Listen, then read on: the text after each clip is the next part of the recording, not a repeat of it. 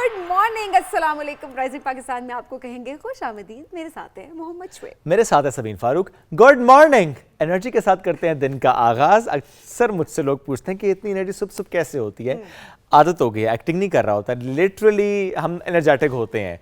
नाम ने कोई कॉफ़ी पी हुई है फिलहाल, शेक पिया था वैसे मैंने आज। What did you? मैंने कॉफी पी थी। ओके, तो कॉफ़ी पी थी। चले फिर आपकी एनर्जी का ताल्लुक कॉफ़ी से, अच्छा, मेरी वैसे एनर्जी मेरी का एनर्जी का ताल्लुक ताल्लुक कॉफी से नहीं होता। नहीं होता? ठीक है, थोड़ी आंखें खुल जाती है, अच्छी चीज़ है, वो हैबिट के पर्सपेक्टिव से जरूर होता है, बट पता नहीं नेचुरली आपकी एक आदत भी तो बन जाती है। हैबिट बन जाती है। रोजाना आपने इसी तरह से 7:30 बजे आना है, लोगों को जगाना है और एनर्जी के साथ दिन का आगाज करना है, अपने मेहमानों से बातचीत करनी है, गपशप लगानी है। बाय द वे, आज का सवाल ये था कि what is that one thing that keeps you going. और ये इसका कॉन्टेक्स्ट ये है कि जब आप डाउन फील कर रहे हो, जब आपको लगे कि अच्छा एक्साइटमेंट नहीं है, that could be in your personal life, professional life, in your health, what is that one thing that keeps you going. तो सवाल आपसे तो है, सो है, सबीन से है, तो प्लीज। आई थिंक इंसेंटिव बहुत मैटर करता है। वो मॉनिटरी भी हो सकता है और वो वैसे दूसरा इंसेंटिव भी हो सकता है। लेट्स सपोज अब घर के अंदर खवातीन अगर काम कर रही हैं, सो उनको like they are not being paid for it, right?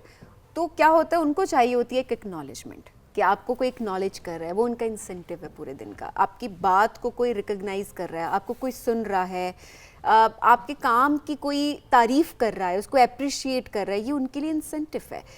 अगर आप प्रोफेशनल लाइफ की बात करें तो प्रोफेशनल लाइफ में यही होता है कि आप ऑफिस जाते हैं, सो ऑब्वियसली आपको मॉनिटरी बेनिफिट मिलता है और वो जो मॉनिटरी इंसेंटिव होता है वो आपको मतलब it keeps you going. So this is how it is. मुझे लगता है ऐसे ही जिंदगी का और हर रिश्ते में यही होता है कि अक्सर होता है, हम कहते हैं ना, इंसान थक जाता है। एक तरफ की जो एफर्ट होती है इंसान को थका देती है, और वाकई थका देती है, लेकिन वो एक तरफ की एफर्ट भी चलती रहती है अगर दूसरी तरफ से एक्नॉलेजमेंट मिलती है। हाँ, बस सबीन सवाल है अगर एक्नॉलेजमेंट ना मिल रहा हो, अगर ऐसा इंसेंटिव ना मिल रहा हो, बल्कि इसके बरक्स आपको डिस्करेज किया जा रहा हो। जैसे हम अक्सर ये बात करते हैं ना कि अच्छा किसी ने कहा कि मैं ये करना चाहता हूँ, आगे से जवाब आता है तुम नहीं कर सकते, तुमसे नहीं होगा। ये जो आसपास का माहौल आपको डिस्करेज कर रहा होता है, ज़रा ये आपको डीमोटिवेट करता है समहाउ, बट कुछ लोग नहीं भी होते, विच इज़ वेरी नाइस कि आप डीमोटिवेट नहीं होते। आप अपने आप से बात करते कहते हैं कि नहीं, I will keep my self motivated, I will keep going. ये बड़ा ज़रूरी भी होता है। मैं अक्सर एक बात करता हूँ कि when the tough gets going, when the going gets tough, the tough gets going. So ये बड़ा इंपॉर्टेंट है कि आसपास का माहौल अगर आपको लगे भी कि मुश्किल हो रहा है, तो समझ जाइए कि मुश्किल जाने वाली है, तो मुश्किल चली जाती है। वक्त एक जैसा नहीं रहता हमेशा से। वक्त अच्छा वक्त भी ज़्यादा देर नहीं रहता, बुरा वक्त भी ज़्यादा देर नहीं रहता। ज़िंदगी नाम ही अप्स एंड डाउन्स का है, और ऑब्वियसली अप्स एंड डाउन्स आप उस वक्त को गुजारते किस तरीके से, वो चीज़ बहुत मैटर करती है। कितना ग्रेसफुली आप उसको लेकर चलते हैं। ज़िंदगी में आपने अगर कोई गोल सेट कर दिया है और उस दौरान जो है वो रोड़े अटकाने वाले बहुत सारे लोग मौजूद हैं, हर्डल्स हैं आपकी ज़िंदगी में, अगर तो उनको डील करके उस गोल तक पहुंचना बहुत ज़रूरी है। चाहे कोई इंसेंटिव दे रहा है, नहीं दे रहा, चाहे कोई अप्रिशिएट कर रहा है, नहीं कर रहा, आपको अपने अंदर एक चीज़ लानी है, वो करेज आपको हमेशा रखना है कि आपने उस मंजिल तक पहुंचना। एब्सोल्युटली। तो आज ऐसी ही कुछ कहानियां हमारे दरमियान मौजूद हैं जिनसे आपकी मुलाकात करेंगे। फॉर एग्जाम्पल, एक ऐसा मेहमान आज साथ मौजूद होगा जो सिर्फ इतनी सी बात करेगा कि मैं दुनिया का सफ़र साइकिल पर करना चाहता हूँ, एंड लेट्स सी कि वहाँ तक पहुँचने के लिए उसने कहाँ तक का सफ़र कर लिया है। इसी तरह से एक और कहानी हमारे दरमियान कि मैं अपने इलाके को, गिलगित बल्तिस्तान को, पूरी दुनिया तक पहुँचाना चाहता हूँ। यहाँ की सकाफ़त, यहाँ के लोग, यहाँ के रस्म व रवाज, यहाँ की टूरिज़म इंडस्ट्री, कहाँ तक वो पहुंचा, उसका सफर कैसा, ऑब्वियसली कि किस तरह से खातून भी हमारे साथ मौजूद होंगे जो कि गिलगित बल्तिस्तान पे हमारे साथ आगे चल के बात भी करें। अच्छा, अमेजिंग गेस्ट हमारे साथ मौजूद होंगे आज, बड़े ज़बरदस्त मेहमान हैं। आप वैसे आपके इलाके की जो इंस्पिरेशनल स्टोरीज हैं वो ज़रा हमसे शेयर करें। बड़ा अच्छा लगता है कि इस तरह की स्टोरीज हमारे सामने हो। सो इट्स रियली गुड कि हमें वो पढ़ के सुन के बहुत अच्छा लग रहा होता है, एंड देन हम उन लोगों को अपने शो पे बुलाएं। एब्सोल्युटली। तो उनसे मिलने के लिए आपको रहना पड़ेगा हमारे साथ, यानी पीटीवी होम और पीटीवी न्यूज़ के साथ। This is rising Pakistan. हम शॉर्ट कमर्शियल ब्रेक के बाद आ रहे हैं वापस। नाश्ता वाश्ता कीजिए साथ साथ।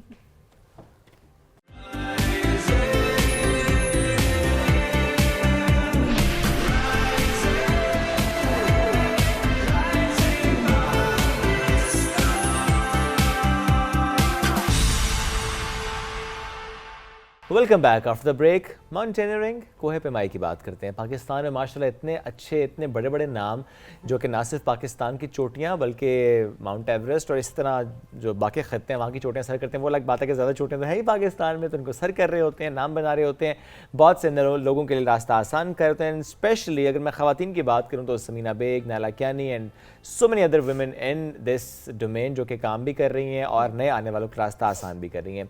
लेकिन अक्सर लोग ये सवाल भी रखते हैं, स्टार्ट कैसे करें, आगाज़ कैसे हो, क्योंकि स्टेप बाय स्टेप चलना होता है। तो आज का ये हमारा जो मौजू भी कुछ ऐसा ही है कि इनिशियल स्टेप्स क्या लेने चाहिए, स्पेशली लड़कियों को, कैसे वो आगाज़ कर सकती हैं, शुरू में चैलेंजेस क्या फेस करने पड़ते हैं, प्लस अगर एक फेलियर हो जाए तो वहाँ रुकना नहीं होता, आगे बढ़ना होता है, दोबारा कोशिश करनी होती है। चूँकि समटाइम्स वेदर ऐसा होता है कि आपको फिर वाकई बेहतर होता है कि पीछे आना, जज्बाती फैसले नहीं करने होते। उस टाइम पे आपको दिमाग से काम लेना होता है और आपको डिसीजन उसी टाइम पर लेना होता है। एब्सोल्युटली ऐसे ही है। ऐसी कहानी हमारे साथ ऐसी मौजूद है। वैसे तो बड़ी मौजूद है। उनकी अकम्प्लिशमेंट से एब्सोल्युटली, मैं देख रहा था कि 2018 में जब उन्होंने माउंटेनियरिंग का आगाज़ किया और उसके बाद कई चोटियों को माशाल्लाह सर के स्पेन वो गई और वहाँ की जो सबसे ऊंची चोटी है 3718 मीटर बुलंद टाइड है, वो उन्होंने सर कर ली। अच्छा, लास्ट ईयर उनका प्लान था K2 सर करने का, K2 बेस कैंप तक तो गई, उसके बाद कैंप 2 तक गई और कैंप 2 से इसलिए वापस आ गए गालिबन मौसम की ख़राबी थी। आज हम उनसे पूछेंगे भी कि अच्छा उस वक्त क्या सोचा और कैसे अपने आप को कायल किया कि अच्छा वापस जाना, बिकॉज समटाइम्स होता है ना, कहते हैं मैं यहाँ तक तो आ गया, मैंने आगे जाना है, लोग क्या कहेंगे वापस जाएंगे, तो ऐसे बहुत सारे क्वेश्चंस होते हैं। तो आमना हनीफ हमारे साथ मौजूद है जिनका ताल्लुक है गिलगित बल्तिस्तान और लिटिल करीम मरहूम की पोती भी है। बिल्कुल जी। आमना साहिबा, अस्सलाम वालेकुम। वालेकुम सलाम। कैसी हैं आप, ठीक ठाक हैं? अल्हम्दुलिल्लाह। ग्रेट। तो थोड़ा सा बताएं अपनी जर्नी से मुतालिक, आपको शौक कैसे पैदा हुआ कि अच्छा कोहे पेमाई करनी है? कोहे पेमाई का शौक़ तो बचपन से ही हुआ था, क्योंकि मेरे दादा मरहूम जो थे उनके 3 डॉक्यूमेंट्री फिल्म्स भी थे। बिल्कुल। तो उनके पिक्चर्स वगैरह देखना, उनके डॉक्यूमेंट्री देख के मतलब मैं शौक़ पैदा होती थी कि मैं भी माउंटेनर बनूं। फिर दादा का ख्वाब था कि अपनी पोतियों को इस फील्ड में लाने का। तो पापा ने मुझसे पूछा कि आप इस चीज़ के लिए आप राज़ी हो? तो मैंने कहा हाँ, मुझे करना है। तब 2018 में मेरे दादा लिटिल करीम मरहूम ने बल्तिस्तान में फ़र्स्ट वुमेन एक्सपीडिशन की बुनियाद रखी थी।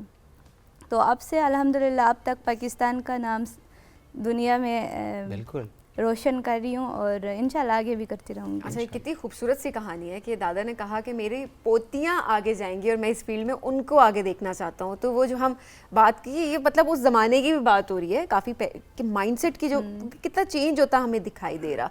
सो ये जो सेट करने वाले लोग हैं उनको भी अप्रिशिएट करना बहुत ज़रूरी है कि अपनी फील्ड में तो कंट्रीब्यूशन ज़रूर है, बट स्टीरियोटाइप्स को ब्रेक करने में भी उनकी अपनी कंट्रीब्यूशन है। अच्छा जी, कौन कौन सी चोटियाँ, कुछ तो शुएब ने ऑलरेडी तो स्टार्ट में करते हैं ना कि सबसे पहले कौन सी चोटी सर की थी आपने? सबसे पहले दादा के साथ हमने किया था मंगलिक सर किया। वो शिमशाल में है। बिल्कुल, शिमशाल वैली में है। उसके बाद यूरोप गई थी, स्पेन में टाइड है, गर्मोनेग्रो, और वापस पाकिस्तान आके पस्तोरा पीक K2 के साथ है। ओके, वो सबमिट किया। फिर उसके बाद और भी बल्तिस्तान में किया और उसके बाद ईरान में एक पहाड़। अच्छा, अभी देखिए गिलगित बल्तिस्तान में ही इतनी चोटियां हैं जो कि सर करनी है अभी आपको। सो आपने इस दौरान स्पेन जाना या ईरान जाना, इसको क्यों इतना इम्पोर्टेंट समझा? ये हम नाज़रीन के लिए भी रखेंगे सवाल कि आप ये जो एक है कि अच्छा पहले अपनी चोटियां सर करें फिर बाहर जाएं, लेकिन आपने थोड़ा सा इसको रखा हुआ है कि अपनी चोटियां भी कर रहे हैं साथ साथ बाहर भी जा रहे हैं। ज़रा सा एक्सपोजर अलग होता है, उसमें ट्रेनिंग अलग हो जाती है, आपकी टेक्निक और आप सीख पाते हैं। तो आपकी राय में क्या था ये जब ईरान का ये था कि उसमें 8 इस्लामिक ममालिक की और लड़कियां शामिल थी। अच्छा, तो उसमें पाकिस्तान की तरफ से मैं नॉमिनेट हुई थी, तो इसलिए वहाँ पे गई थी। और स्पेन का ये था कि हमारे जो टीम मेंबर्स हैं, जैसे सेबेस्टियन अल्वारो, वो हमारा टीम लीडर है। और पाकिस्तान में जब हम क्लाइंबिंग करते हैं तो फिर पाक स्पेनिश एक्सपीडिशन बनते हैं। तो वो वहाँ पे उन्होंने निकाला था ये स्पॉन्सर। और वहाँ पे ये जो टाइडे हैं उसकी एक स्टोरी है कि वो एक माउंटेन फेस्टिवल था उनका, तो उसमें हमने हिस्सा लिया था और यहाँ से हम गए थे वहाँ पे, और हमने वो पूरा जो फेस्टिवल है वो पूरे पाकिस्तान के नाम किया था 2019 में। अच्छा, तो ये देखें पाकिस्तान की रिप्रेजेंटेशन, जो हम कह रहे होते हैं कि चाहे आप लड़के हैं चाहे आप लड़की हैं, खातून मर्द जेंडर डजंट मैटर, जब आप पाकिस्तान को रिप्रेजेंट कर रहे होते हैं, ये बड़ी बात होती है। अच्छा, उसके बाद क्या नेक्स्ट क्या प्लान किया? नेक्स्ट वापस फिर पाकिस्तान, फिर उसके बाद मैराथन रेस में हिस्सा लिया था वहाँ स्पेन में ही। उसके बाद फिर वापस पाकिस्तान आके पस्तोरा पिक क्लाइंबिंग किया। ओके। फिर नेक्स्ट ईयर फिर रिसेंटली फिर यूनिवर्सिटी भी ज्वाइन की थी, क्योंकि माउंटेनियरिंग के साथ साथ एजुकेशन भी बहुत ज़रूरी है। आपने ग्रेजुएशन की टूरिज्म एंड हॉस्पिटैलिटी में, माशाल्लाह। तो ग्रेजुएशन के दरमियान भी कोई मौका मिलता था कि गए गिलगित और कोई छोटी सर कर लिया, नहीं फिर सिर्फ तालीम पे तवज्जो थी? नहीं, वो समर्स में जाती थी वहाँ पे, छुट्टियों पे उधर जाती थी, फिर वापस क्लासेस लेने आ जाती थी। ऑलराइट। और जब ईरान गई थी तब भी क्लास हो रही थी मेरी, फिर उन्होंने पाकिस्तान की तरफ से मैं नॉमिनेट की थी, तो छुट्टी लेके उधर मिल गई थी फिर। प्लस ज़ाहिर फिर एक खातून ने सिर्फ यहाँ से जाना था, तो फिर ज़ाहिर चीज़ें आसान हो भी जाती हैं। जब बताया जाए कि आई मीन एक ही खातून सिलेक्ट हुई है पाकिस्तान से, स्केड्यूल आगे पीछे हो जाता है। Let's talk about K2। ये ख्वाब आई एम श्योर आपने देखा होगा कि K2 सर करना है। जी, वो तो पहले से ही देखा हुआ है, अगर स्पॉन्सरशिप मिले तो अभी भी जाऊंगी इंशाल्लाह।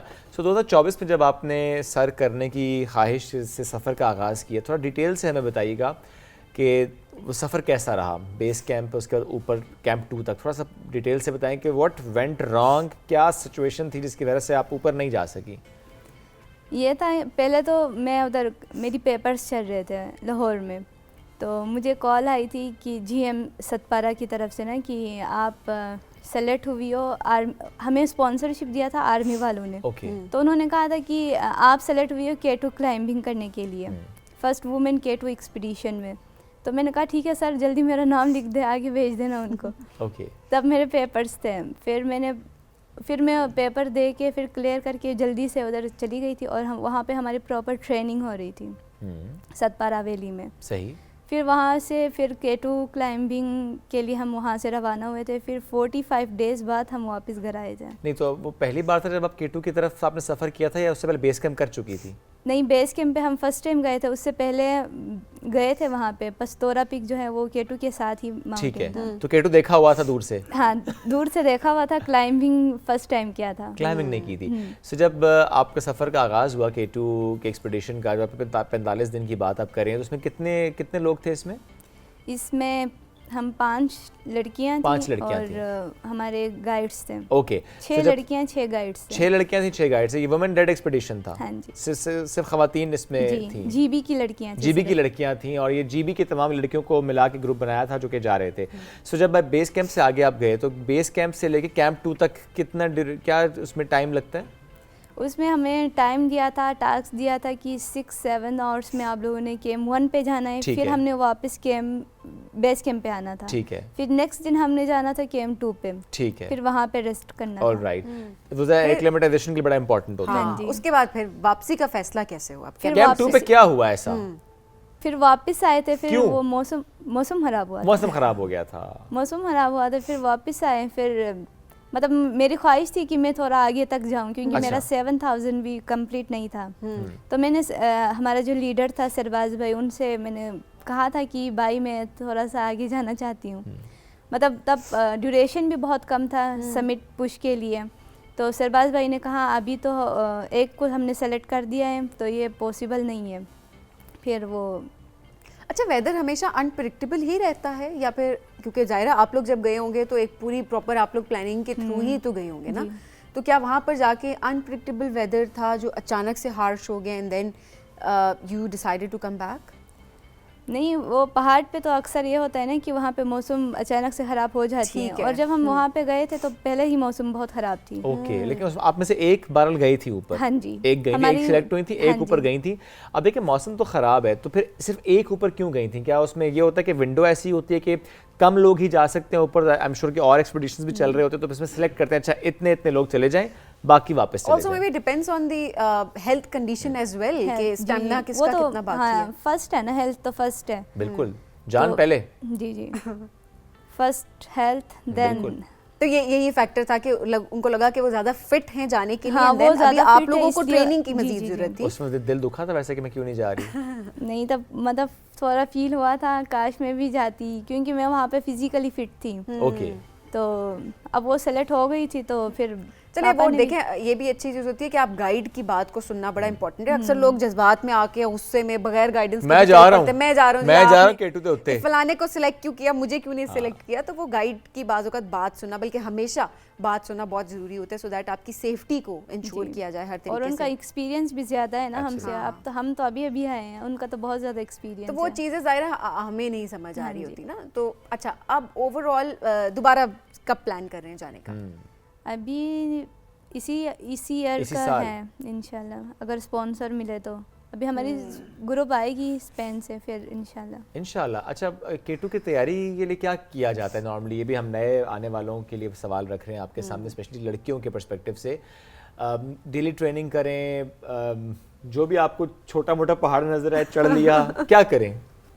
उसके लिए प्रॉपर ट्रेनिंग की ज़रूरत होती है। उसमें कैसे हम ऊपर झूमर कैसे यूज़ करते हैं, नोट्स कैसे बांधते हैं, क्योंकि ये तो बेसिक है, और अपनी हेल्थ के ऊपर काम करना। आप किस तरह अपनी हेल्थ पे काम करती हैं? फिटनेस के लिए क्या करती हैं? फिटनेस के लिए ज़्यादा वर्जिश हॉस्टल में तो इतना नहीं नेचुरली होता फिट है, क्योंकि तो बल्तिस्तान वाले। हाँ, बल्तिस्तान वाले फिट तो है, इसमें कोई शक नहीं। नेचुरली फिट भी हैं, लेकिन वैसे क्या करती हैं, मेंटेन कैसे करते हैं? बिकॉज जो इस वक्त हम देखें ना, हमारे पास इमर्जिंग माउंटेनियर्स भी होंगे, आना चाह रहे हैं, इस फील्ड में शुरू करना चाह रहे हैं, कैसे शुरू करें अपने आप से? फिटनेस पे कैसे काम शुरू करें? फिटनेस में बल्तिस्तान वाले तो बहुत ज़्यादा काम करते हैं वहाँ पे, उनके तो काम से ही उनकी वर्जिश हो जाती है, डेली रूटीन ही ऐसी होती है कि वो फिट हो जाते हैं। हाँ जी, उनको ज़्यादा वर्जिश की ज़रूरत ही नहीं होती। और हाँ, अक्सर मैं खुद भी वर्जिश वगैरह कर लेती हूँ सुबह उठ के, या फिर शाम को ऐसे। वो पापा खुद करवा देते हैं, पापा बहुत स्ट्रिक्टली ट्रेनिंग करवाते हैं। पापा स्ट्रिक्ट ट्रेनिंग कराते हैं? अच्छा, तो पापा के बारे में बताएं कि ये जो दादा ने अपनी पोतियों के लिए ख्वाब देखा था, तो बीच में जो जनरेशन है आपके वालिद साहब वाली, वो किस हद तक वो भी इसी फील्ड में ही इसी फील्ड में तो है। आजकल उनकी क्या रूटीन चल रही है, किस एक्सपीडिशन की तैयारी वो कर रहे हैं? अभी वो है असल में टूरिस्ट गाइड है, Spanish tourist guide. Okay, actually वो वही काम करते हैं, और जब हम जाते हैं क्लाइंबिंग करने के लिए, तो वो भी हमारे मतलब हमारा ना फैमिली टूर जाती है, फैमिली क्लाइंबिंग। Family climbing? हाँ जी, फैमिली भी जाती है। हाँ जी, अम्मी नहीं। अच्छा, मैं पूछने लगी थी कि उन्होंने भी फिट रखा है अपने आप को? हाँ, फिट तो है। हाँ, लेकिन अभी वो क्लाइंबिंग की तरफ वो नहीं जाती है। जो नहीं, भाई भी आपके इसी तरह से आगे हैं? मेरा छोटा भाई है, वो स्केटिंग का ज्यादा वो शौकीन है, स्की वगैरह का वो बहुत करता है। अच्छा, उसका शौक डिफरेंट है। अच्छा, वो भी हाइकिंग वगैरह कर लेता है। अभी वो बहुत छोटा है, 11 साल है। अच्छा, वैसे ऐसा होता है कि कोई एक वेट होता है जो कि आपको मेंटेन रखना होता है? फिटनेस तो अपनी जगह पे होती है, बट क्या क्लाइंब करने के लिए इज इट इम्पोर्टेंट कि एक सर्टेन वेट है जो कि आपको अपना मेंटेन करना है और इससे ऊपर आप नहीं जा सकते? हाँ, ज़्यादा हेल्दी नहीं हो सकती। ज़्यादा हेल्दी नहीं हो सकते? ज़्यादा नहीं, क्योंकि वो जब हम हाइट पे जाते हैं तो फिर एकदम से जब आप हाइट पे जाते हैं तो हाइट लग जाती है वहाँ पे, सर में दर्द होना, वो सिकनेस जो है वो आपको होना शुरू हो जाती है, फिर वो प्रॉब्लम्स हो जाती है। तो ये भी आपको भी कहा जाता है कि थोड़ा सा फैट रखें अपने अंदर, सो दैट जब आप चल रहे होते हैं तो बिकॉज फूड बाजों का तो उस तरह से आप उसका इंटेक भी नहीं कर पा रहे होते ना, तो आपको एक मेंटेन करने के लिए अपनी हेल्थ को, अपनी फिटनेस को, तो थोड़ा सा फैट बॉडी में रहने देते हैं। तो आपकी ट्रेनिंग में ये भी इन्वॉल्व होता है? हाँ, ट्रेनिंग में वो हो जाता है, क्योंकि उसमें ऐसे झूमर को यूज़ करना तो हाँ, तो बहुत ज़्यादा मसल्स का ट्रेनिंग चाहिए जी।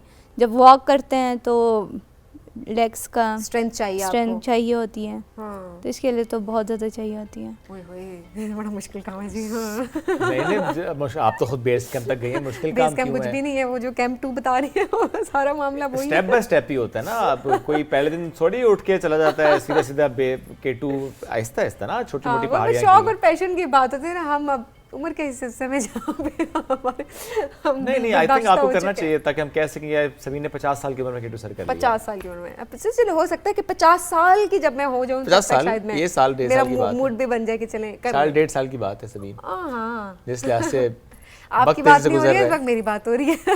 मुझे तो अभी तकरीबन आपको पता है 22 अच्छा, वैसे आपने अब जी सर 18 में से आपने नेक्स्ट जिस एक्सपीडिशन में अभी आपने जाना है, अगर वो ऑल फीमेल एक्सपीडिशन नहीं है तो आप फिर शोएब को भी साथ लेके जाएंगे, ठीक है? Because he is willing to go and इनको बहुत ज्यादा शौक रहा है हमेशा से कि जाना चाहते हैं। K2 मेरा ख्वाब जरूर है, नहीं मेरा बाकी ख्वाब है K2 का, लेकिन मुझे लगता नहीं कि मैं बेस कैंप भी कर सकता हूँ। I don't feel my self fit. मैं कर सकती हूँ तो आप भी कर सकते हैं। आपने यंग एज में किया, आप ज्यादा कर सकते हैं। इसका इतना यंगर, 2017 की बात हो रही है, मैं कोई सदियों सालों पुरानी बात नहीं कर रही हूँ। मैं कर सकती। अच्छा ये देखिए ना, ये वाली एक चीज़ है जो कि चेंज करने की ज़रूरत है, कि करने को आप जब आपके सर पे पड़ती है ना, स्पेशली जब आप जर्नी शुरू कर देते हैं, क्यों किसी ने फिर पीछे का रास्ता भी नहीं मार के भेजा था, फिर आगे का रास्ता होता नहीं, वो आप जिस बात में अक्सर निकल पड़ते हैं ना, तो उसके बाद फिर आप कहते हैं हमें वापस नहीं जाना। अब आप नहीं, और फिर एक मोटिवेशन आपके उसमें रहती है कि आपकी एक मंजिल है, उस मंजिल तक आपने पहुंचना है, तो वो जो फोकस होता है वो ज़िंदगी में बहुत ज़रूरी होता है। अच्छा वो लर्निंग्स जो है ना, वो आपके साथ बहुत ज़्यादा चलती हैं थ्रू आउट वो आपको हेल्प कर रही होती है कि वो आप ज़िंदगी का कोई भी फैसला कर रहे होते हैं ना, देन आपने वो एक गोल सेट किया होता है, एंड यू नो कि आपने उसको अचीव कैसे करना है, अपने आप को पुश कैसे करना है। Absolutely, so this is very important, so you can do it. I will try my best. अच्छा, हम लोग को मैसेज देना चाहती हूँ स्पेशली आपके अपने लिए जो अपने आइंदा आने वाले सालों में एक्सपीडिशंस प्लान करने हैं, आई मीन ज़ाहिर है उसके लिए बड़ी सपोर्ट भी चाहिए होती है। मैसेज तो यही है कि लड़कियां जो है वो हर काम कर सकती हैं, बिल्कुल कर और सकती दुनिया हैं। में ऐसा कोई नामुमकिन वो नहीं है, They can do हर काम everything. कर सकते हैं। Yes, That's all. आप तो करके भी दिखा रहे हैं। ऑल द बेस्ट जी। Thank you so आपकी much. अगली आने वाली जर्नी में, अब जब आप K2 जाएं तो मौसम बिल्कुल ख़राब ना हो, और अगर खुदा ना खास्ता ख़राब हो थोड़ा बहुत, तब भी वो जो सिलेक्शन में हम देखते हैं कि द फिटेस्ट शुड गो, तो हाँ नहीं फिर फिटेस्ट हो ना, फिर ऊपर जाएं और सर करके आएँ। चूँकि ज़ाहिर है ये चैलेंजेस तो फिर हैं K2 के, या फॉर दैट मैटर जब भी समिट करने जा रहे होते हैं किसी भी पहाड़ी को, तो उसमें कुछ ना कुछ चैलेंज तो आते हैं। अगर इतना ये खाला जी का घर होता ना तो फिर सारे पहुँचे होते, तो इतना आसान नहीं है। सारे जा ही रहे हैं, इसका मतलब हम मेहनत बहुत कर रहे हैं। सारे नहीं जा रहे सबीन, सारे नहीं जा रहे, मेहनत बहुत करें ना। हाँ लेकिन जो जा रहे हैं वो मेहनत बहुत कर रहे हैं, और उन्होंने अपने आप को ट्रेन किया, अपने आप को तैयार किया, उसके बाद वो जा रहे हैं। ऐसे तो नहीं ना कि मोहम्मद शेख साहब उठेंगे कि मैं जा रहा हूँ K2 सर करने, तो ये काम खराब हो जाता है। वैसे तो मुझे अम्मी भी जाने नहीं देंगे, लेकिन स्टिल ख्वाहिश करने में क्या हर्ज है। ना अपनी अम्मी जाने देंगे ना बच्चों की अम्मी जाने देंगे, तो ये बड़ा मसला होता है। जी बढ़ते एक ब्रेक के जा रहे हैं नाजरीन जी, ब्रेक लेते हैं, बढ़ते हैं ब्रेक के जाने। सबीन जी ने कहा ब्रेक लेते हैं। स्टे विद अस जी।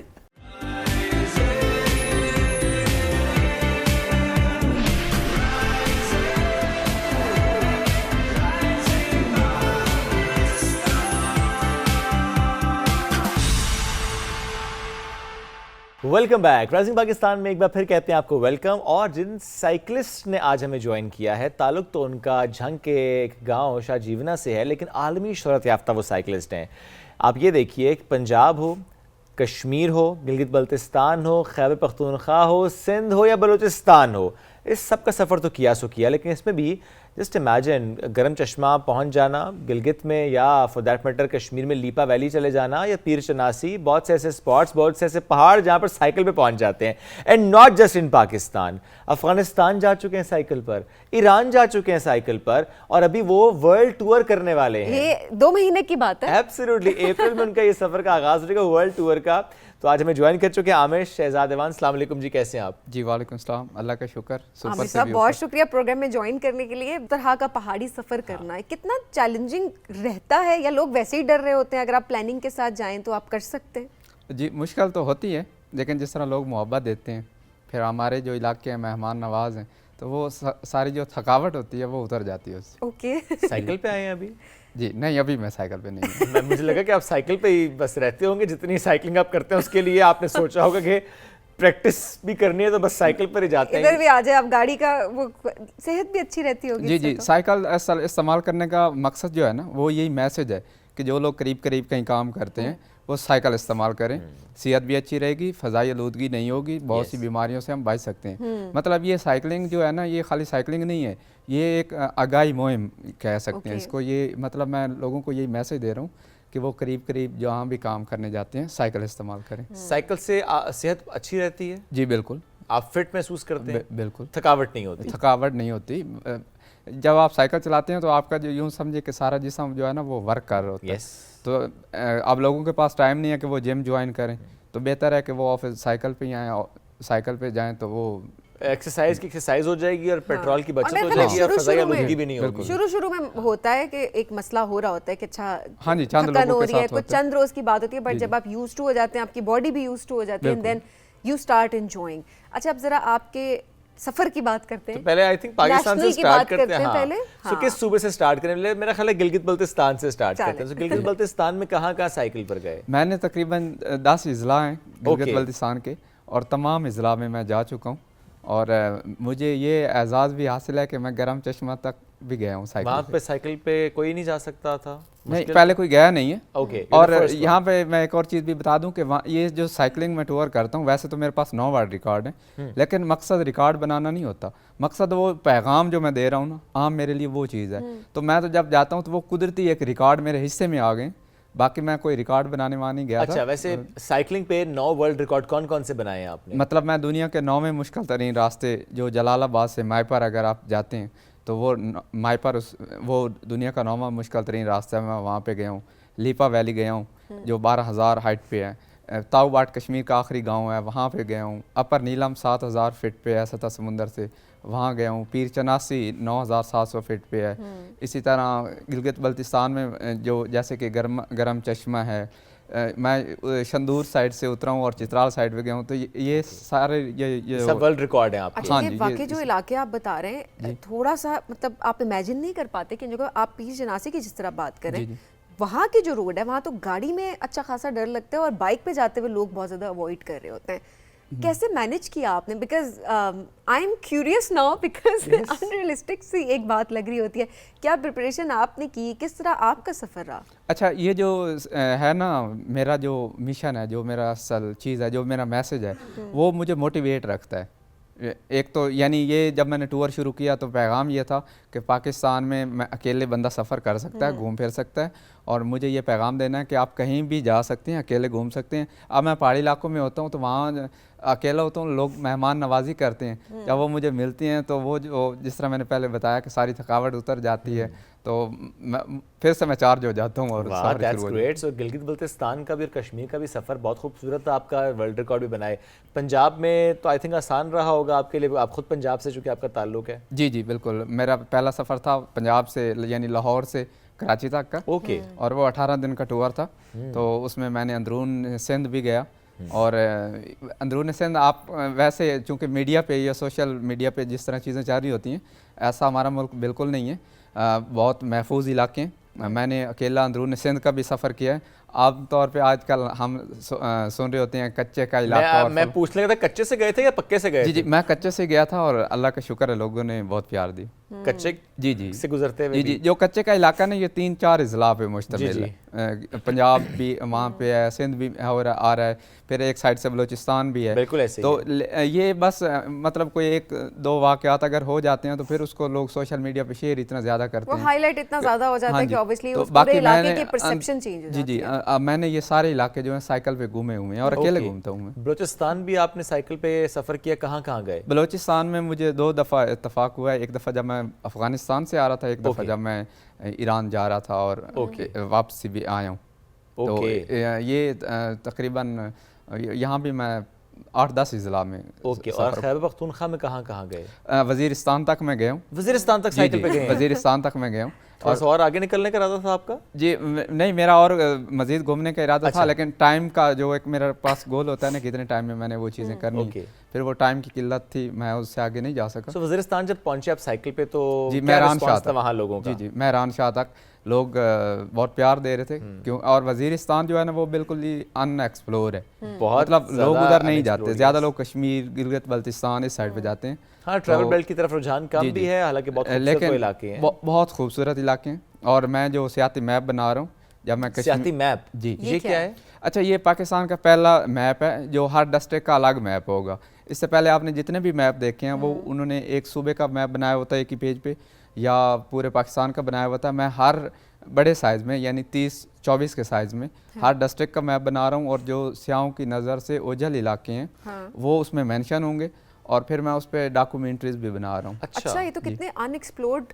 इलाके जो एक्सप्लोर हो जाएंगे उस मैप के थ्रू। एंड देन अगेन लोग जब कह रहे होते हैं कि हम किसी सूबे में जाएं, हमें समझ नहीं आ रही होती कि हमने ट्रैवल प्लान किस तरीके से करना है और रास्ते में किन किन जगहों पे रुकना है। जी जी। सो ये बड़ी एक आसानी उनके लिए हो जाएगी कि एक सूबे का मैप उनके पास है और उसके अंदर सारी जगह मौजूद है और वो अपना प्लान बहुत ही डिटेल में मैप है, और कोई भी आसानी से वो उसके जरिए अपना टूर का पूरा जो है वो बन चुका है या अभी पाइपलाइन? जी, इसमें सर्वे मेरा मुकम्मल है कश्मीर का, और बस अभी वो यानी पब्लिश होने वाला है। तो अभी कश्मीर का आपने बनाया है जी, सर, उससे जो कि बाद publish गिलगित होने लगा, और उसके बल्तिस्तान। बाद आपने आहिस्ता आहिस्ता सारे जी। सूबों का आपने सोचा कि आप बनाएंगे। I think this is something really Yes. Good कि अब हम जब टूरिज्म को प्रमोट करने की जब आप बात कर रहे होते हैं तो ये देखिए छोटे छोटे और बड़े नए नए मुनफरिद आइडियाज आते Absolutely. हैं सामने, तो ये बड़ी आपकी ज़बरदस्त कंट्रीब्यूशन होगी थ्रू आउट। आप ज़रा इंटरनेशनल टूर्स की बात करते हैं। अफगानिस्तान से शुरू करते हैं। अफ़गानिस्तान का जो मेरा टूर था वो यानी वैसे शुरू तो लाहौर से ही हुआ था। लाहौर से मेरा शुरू हुआ था, यानी मैं पेशावर गया था और पेशावर से मैं तोरखम के रास्ते अफ़गानिस्तान दाखिल हुआ था। फिर कितना आगे गए थे? मैं फिर चमन से साइड से वापस आया। अच्छा, वापस ओके। आ गए। हाँ जी, एक साइड से दाखिल हुआ, दूसरी साइड से। कितना टाइम लगा आपको इसमें? ये तकरीबन 40 दिन लगे थे। अच्छा, ओके, क्या क्या यादें वहाँ से लेकर आए हैं? बहुत अच्छी यादें हैं। एक तो उनकी मेहमान नवाजी, और हमारे सफ़ीर हैं अबैदुल्लाह नज़मानी साहब, उन्होंने वहाँ पे वेलकम किया। और जलालाबाद तो बिल्कुल ही हमारे पेशावर की तरह है, ऐसे लग रहा था जैसे मैं पेशावर में हूँ। ओके। और काबुल में बहुत अच्छा सफ़र रहा, 5-6 दिन मैंने वहाँ पे रहा। मैं सही। कंधार देखा, और एक बड़ा तारीख़ी इलाका है गज़नी। जी जी। वहाँ महमूद गज़नवी का मज़ार है, जिसके नाम पे हमारा गज़नवी मिज़ाइल भी है। वहाँ मैंने वो ज़ियारत की, सही। और उससे बाद फिर मैं इसी तरह चलते चलते चमन के रास्ते वापस आ गए। लोगों का क्या रिस्पॉन्स था वहाँ पे? लोग अच्छा, अफ़गानिस्तान टूर में ये अच्छी बात थी कि बहुत से जो अफ़गानी हैं, हमने उनकी मेहमान नवाजी की है और वो यहाँ पे रहे हैं। अच्छा, तो अच्छा। वो मुझे बहुत प्यार देते थे, और अच्छी चीज़ ये थी कि वो उर्दू समझते थे और बोलते भी बहुत तो अच्छी आसानी रही आपके लिए कन्वर्सेशन में, जी, वरना जी। तो फिर मुश्किल होता है। पश्तो तो नहीं आती आपको मेरा ख्याल है। नहीं, पश्तो मैं आप थोड़ी बहुत समझ लेता हूँ। हाँ, जितना आपने वैसे विजिट कर लिया इतना बहुत तो समझना भी चाहिए, ताकि किसी भी इलाके में जाएं तो थोड़ा आसानी हो जाती है आपको किसी से बातचीत करने में। हल्की फुल्की भी अगर आप उनकी ज़बान बोलें तो वो नेचुरली कनेक्ट हो जाते हैं आपसे। ऑलराइट, ईरान का सफ़र कैसा रहा? ईरान का बहुत शानदार सफ़र है। ओके। उसमें मैंने बहुत कुछ सीखा।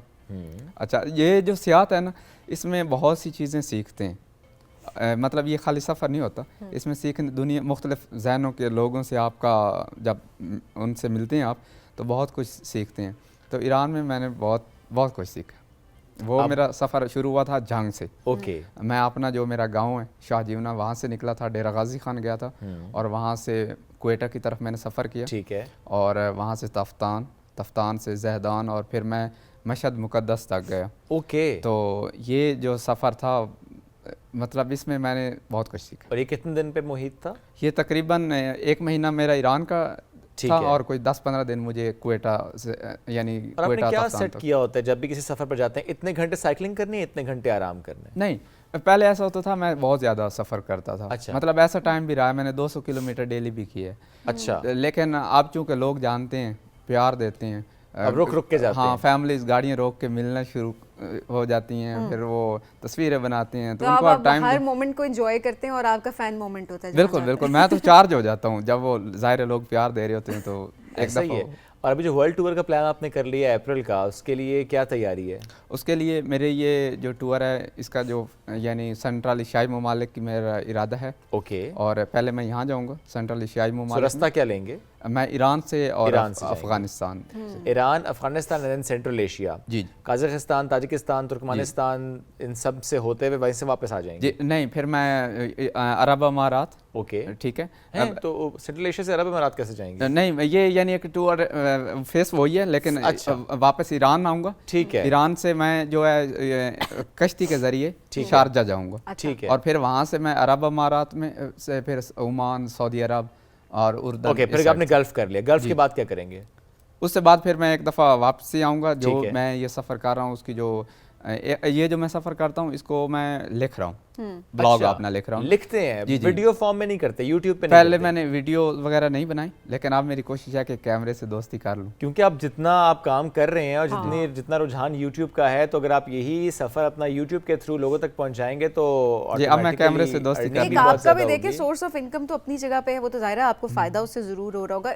वो उससे भी कि आप अपना नेक्स्ट जर्नी अच्छे से प्लान कर पाते हैं, आपके पास रिसोर्सेज और लोगों के लिए आसानी होगी ना, वो उसको सफर को देखते हुए अपना प्लान कर पाएंगे, प्रॉब्लम प्लान कर पाएंगे। और तीसरी चीज ये कि जो आप जिस मकसद के लिए कर रहे हैं, जो आपने सबसे पहले बताया कि पाकिस्तान की परसेप्शन चेंज करना, तो पाकिस्तान के लिहाज से भी और फिर बाकी ममालिक के पाकिस्तान के साथ जब पाकिस्तानियों को देखते हैं तो उनका रिस्पांस क्या होता है, तो मेरा ख्याल है ये तो बड़ा एक ओवरऑल बड़ा ज़बरदस्त एक इम्पैक्ट आएगा। जी, तो मैं अब कैमरे से मेरी दोस्ती तकरीबन हो चुकी है और अब मेरी कोशिश है कि मैं खुद भी देखूं और दूसरों को भी दिखाऊं इंशाल्लाह। अच्छा, फिर जब गल्फ से वापस आएंगे तो फिर क्या करेंगे? फिर मैं उससे बाद तरक्की से यूरोप चले जाएंगे। तो यूएस तक जाना है? जी इंशाल्लाह, वर्ल्ड और पूरा मुकम्मल? ऑस्ट्रेलिया भी? जी आपने सारे कॉन्टिनेंट्स? बस यही मेरा शौक है कि मैं अपने परचम के साथ पूरी नॉर्थ पोल क्यों नहीं जाते? जी, नॉर्थ पोल क्यों नहीं जाते? हर जगह जाएंगे इंशाल्लाह।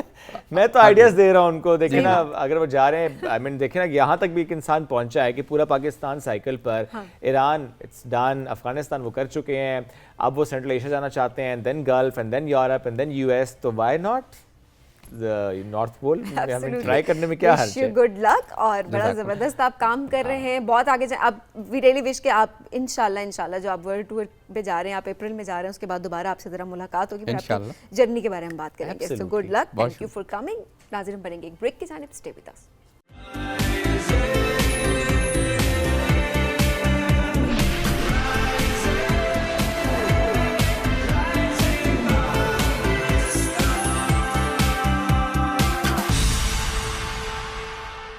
Welcome back. इंटरव्यू एंग्जाइटी आपको हुई थी वैसे कभी? मुझे हमेशा होती है, मुझे आज तक होती है। इनफैक्ट इंटरव्यू क्या, आप मेरी कहीं मीटिंग भी कहीं होनी होती है तो मुझे उससे पहले जो है वो एंग्जाइटी ज़रूर होती है। क्या बात करनी है, कैसे होना है। अब लोग ये कह रहे होंगे अच्छा आप लोग तो डेली बैठे होते हैं, बोल रहे होते हैं, वो कर लें, आपको क्या मसला होगा? नो, मसला होता है। अगर आप कहीं नई जगह पर जा रहे हैं, आपकी कहीं मीटिंग है, नए लोग हैं, तो इट्स नेचुरल कि आपको एंग्जाइटी होती है, and then you have to develop a strategy for that. Absolutely. अच्छा, ये जरूर हो सकता है सबीन के जब आपका एक्सपीरियंस हो जाता है और बहुत से इंटरव्यूज आप दे चुके होते हैं, फिर तो थोड़ा सा आसान रहता है, बट जिसने पहला इंटरव्यू देना होता है उसके लिए तो बहुत मुश्किल होता है। इनिशियली तो वाकई बहुत चैलेंजिंग होता है कि राइट आफ्टर द डिग्री जब आप इंटरव्यूज दे रहे होते हैं, आप सीवीज ड्रॉप कर रहे हैं, आप एक कॉल्स एक्सपेक्ट कर रहे होते हैं, फिर आपको उसकी तैयारी करनी होती है। आपको सिखाने वाले बड़े कम लोग होते हैं। आपको उस सिचुएशन में जब आपको समझ नहीं आ रही होती, आप किसके पास जाएं, आप किससे हेल्प लें, एंड देन जिसके पास आप जाते हैं उसके एक्सपीरियंस भी डिफरेंट होता है। वो स्पेसिफिकली आपको उस डोमेन के अंदर आपने कैसे रहना है, उस फील्ड के अंदर कैसे आपने इंटरव्यू देना है, वो they are unable to explain. Absolutely ऐसे ही। तो आज जिस मेहमान ने हमें ज्वाइन किया है, उन्हें एआई का इस्तेमाल करते हुए ऐसा टूल बनाया है, ऐसी ऐप पे वो काम करें कि जिसके थ्रू अगर आपको इंटरव्यू है कहीं पर तो आपको वो तैयारी करवा सकेंगे कि कैसे आपने इंटरव्यू देना है, कौन से सवाल पूछे जा सकते हैं, क्या जवाब होना चाहिए। इसमें एक चीज़ जो कि मुझे बहुत अच्छी लगी कि फॉर एग्जांपल हम ये देखते हैं कि मेल और फीमेल, फॉर एग्जांपल मेल आपका बॉस है और फीमेल ने इंटरव्यू देना, तब भी थोड़ा सा ना वो फीमेल झिझक रही होती है, या for that matter me as a male अगर मैं जाऊँ और आगे से फीमेल बॉस हो, ये मसले भी हैं। हाँ मसले होते हैं, तो थोड़ा सा ना आप थोड़ा सा अनकंफर्टेबल तो मैं नहीं कहूँगा, लेकिन हाँ थोड़ा सा डर रहे होते हैं ज़्यादा ना कि अच्छा क्या बात करूँ और क्या बात ना करूँ। होता है इस मामले में, जब ऑपोजिट जेंडर तो फिर थोड़ा सा घबराते हैं। हाँ, इट्स नेचुरल। सो ये सिर्फ खवातीन का मेल बॉस के हवाले से नहीं होता, मेल का फीमेल बॉस के हवाले से भी होता है। सो आज हम इस मौजू पे बात करेंगे, चूंकि मैंने कहा ना इस ऐप पे उन्होंने काम किया है, तो इकरा राठौर ने हमें ज्वाइन कर लिया है। अस्सलाम वालेकुम, कैसी हैं आप? वालेकुम अस्सलाम, बिल्कुल ठीक, आप ठीक है? अल्हम्दुलिल्लाह। इकरा, क्या जरूरत महसूस हुई? कोई इंटरव्यू की रिजेक्शन हुई थी, कोई मसला पेश आया था, यू वर शाय, क्या हुआ था जिसकी वजह से आपने जरूरत महसूस की कि there should be this kind of an app? Basically I belong to an area that is basically backward area है, जो कि कश्मीर का है, हवेली आज़ाद कश्मीर का एक हिस्सा है, वहाँ से मैं बिलोंग करती हूँ। तो हमारे वहाँ पे एजुकेशन सिस्टम को बूस्ट किया जा रहा है, अब लड़कियों को जो है वो एजुकेट कर रहे हैं, लेकिन कोई भी उनको ये नहीं बता रहा कि इंडस्ट्री में आपने जाके कैसे परफॉर्म करना है। इनिशियली जब मैंने अपनी जर्नी सॉफ्टवेयर इंजीनियरिंग की कंप्लीट की, उसके बाद जब मैं प्रोफेशनल लाइफ में आई तो वहाँ पे मुझे काफ़ी ज़्यादा चैलेंजेस फेस करने पड़े बीइंग अ फीमेल। तो उस चीज़ को कंसिडर करते हुए कि मेरे पास कोई ऐसा प्लेटफॉर्म नहीं था, जब भी मैं कहीं पे इंटरव्यू देने जाती थी, ऑल्दो मैंने तैयारी की भी होती थी, लेकिन जब मैं वहाँ पे जाके पहुँचती थी तो कुछ ऐसे क्वेश्चंस होते थे जो कि जेनेरिकली मेरी फील्ड से रेलिवेंट कुछ इस टाइप के क्वेश्चंस होते थे, एंजाइटी बिल्ड हुई होती थी, जिसकी वजह से मैं रिस्पॉन्ड ठीक नहीं कर सकती थी। तो ये सारी चीज़ें एवेलुएट करने के बाद मेरे माइंड में एक ऐसा आइडिया आया कि मैं इस चीज़ को क्यों ना एक प्लेटफॉर्म बनाऊँ जिसमें ना कि फीमेल्स बल्कि मेल्स को भी एक ऐसा प्लेटफॉर्म मिले जहाँ पे वो अपने जो इंटरव्यू प्रोसेस है उसको एक्सेल कर सके, लाइक उसमें बूस्ट कर सके। तो बेसिकली अगर मैं आपको अपने ऐप का नाम बताऊँ, इट्स प्रेपलीफाई। इसका नाम ही हमने प्रेपलीफाई रखा है। प्रेपलीफाई, या okay. Preplify is related to preparation. ठीक है। इसमें अब मैं अगर आपको बताऊं, बीइंग अ सॉफ्टवेयर इंजीनियर, अगर मैंने कहीं पे इंटरव्यू देने जाना है तो मेरी जो एप्लीकेशन होगी उसमें हम स्पेसिफिकली डिफाइन करेंगे मैं एक सॉफ्टवेयर इंजीनियर हूँ, तो उसी की बेसिस पे मेरा जो चैट असिस्टेंट है वो मुझसे क्वेश्चंस करेगा, generically specific role based questions होंगे। अच्छा, नहीं उसमें आपने बताया कि ये मेरी क्वालिफिकेशन है या ये मेरा एक्सपीरियंस है और जिस जॉब के अगेंस्ट मैं अप्लाई कर रही हूँ वो ये जॉब पोस्ट है और ये कंपनी है, तो उसके अकॉर्डिंगली सवाल होंगे। हाँ जी, उसके अकॉर्डिंगली आपसे क्वेश्चंस पूछे जाएंगे और ड्यूरिंग क्वेश्चंस अब ऐसा होता है कि हम लोगों को अपनी मैं अगर आपको प्रोसेस पूरा बताऊं उसमें ये होगा, मैंने अब जाके इंटरव्यू के लिए अपना अप्लाई किया, वहाँ पे मुझसे उसने क्वेश्चंस पूछे, बीच में अगर मैंने कोई क्वेश्चन का गलत आंसर दे दिया फॉर द सेक, तो हमारा गेमिफिकेशन का एक कॉन्सेप्ट होगा, लीडर बोर्ड्स होंगे, स्कोर्स होंगे, उसकी बेसिस पे हम लोग एक कस्टमर को इंगेज भी रखेंगे ताकि उसका जो प्लेटफॉर्म के थ्रू ना जारी रहे कॉन्सेप्ट। तो अब उसमें ये होता है कि लास्ट में जब आपने ये ओवरऑल सारा कर दिया, एक रिपोर्ट जनरेट होगी, वो रिपोर्ट आपके ईमेल एड्रेस पे आपको आएगी। उसकी बेसिस पे आप अपनी एवेल्यूएशन कर सकते हैं कि हमने जो है किधर किधर लैक किया। सेकंड टाइम जब आप इंटरव्यू देंगे आप काफ़ी चीज़ें इंप्रूव कर चुके होंगे। तो दो चीज़ों का कॉन्सेप्ट हम लोग लेके चल रहे हैं, B2B and B2C। Basically B2B is business to business. सही, ये सिर्फ कस्टमर्स के लिए नहीं है, ये हायरिंग मैनेजर्स के लिए भी है, कंपनीज के लिए भी है। अभी जैसे हमने डिफरेंट HR वाले लोगों के साथ कंसल्ट किया, उनको काफ़ी प्रॉब्लम आता है, वो डिफरेंट स्टेजेस में इंटरव्यूज़ ले रहे होते हैं। इनिशियल स्क्रीनिंग में होता है, आपसे नॉर्मल क्वेश्चंस पूछे जाते हैं, आपसे रेलेवेंट इंट्रोडक्शन वगैरह होता है, फिर रोल स्पेसिफिक क्वेश्चंस होते हैं। तो हमारे प्लेटफॉर्म के थ्रू ये होगा कि कस्टमर्स की ऑलरेडी रिपोर्ट जनरेट हुई भी होगी, जो HR मैनेजर है उसके पास एक बेस्ट फिट होगा कि ये कैंडिडेट जो है ये अच्छा परफॉर्म कर रहा है, ये इनको हम लोग आगे लेके चलते हैं। तो उस बेसिस पे क्या होगा कि जो HR मैनेजर्स वगैरह उनका जो टाइम है वो मिनिमाइज हो जाएगा। तो सॉरी, HR मैनेजर क्या CVs आपको इस सिस्टम में डाल देंगे? जी वो अच्छा, पहले हमारे इंटरव्यूज नहीं लेंगे? नहीं। और इनिशियल इवैल्यूएशन किस तरीके से होगी फिर? इवैल्यूएशन इस बेसिस पे होगी ना, जैसे मैंने आपको बताया एक कस्टमर है वो जाके अपनी JD जो है वो अप्लाई करेगा, जॉब डिस्क्रिप्शन बेसिकली, तो उसकी बेसिस के ऊपर आपसे फर्दर क्वेश्चंस होंगे। फॉर एग्जांपल मैंने किसी कंपनी में अप्लाई किया लेकिन मैंने आपकी ऐप पे भी जाके कोई भी काम नहीं किया। हमारा अभी जो क्योंकि हमारी इन प्रोसेस है, डिफरेंट कंपनीज के साथ हम कोलैबोरेशन में हैं, उनके साथ डिस्कशन कर रहे हैं, उन्होंने काफ़ी इसको अप्रिशिएट किया। फॉर फ्यूचर ये होगा कि वो लोग हमें अपने कैंडिडेट्स बताएंगे और इस तरह हम लोग उनको लिंक करेंगे। ओके, तो कैंडिडेट्स पहले आपके पास आएंगे। अच्छा, मैं एक थोड़े मेरे माइंड में जो आइडिया आ रहा है वो ये कि वो जो इनिशियल स्क्रीनिंग होती है वो भी बड़ी मुश्किल होती है, बड़ी टाइम टेक, जिसमें एलिजिबल क्राइटेरिया आपको देखना होता है। लेट्स सपोज कोई जॉब के लिए आपने एडवर्टाइजमेंट की है एंड देन आपने उसके एलिजिबल क्राइटेरिया रखा है कि एज ये होनी चाहिए, डिग्री ये होनी चाहिए, ठीक है, या ये जेंडर ये होना चाहिए, कि बाज़ का जेंडर स्पेसिफिक भी होती है।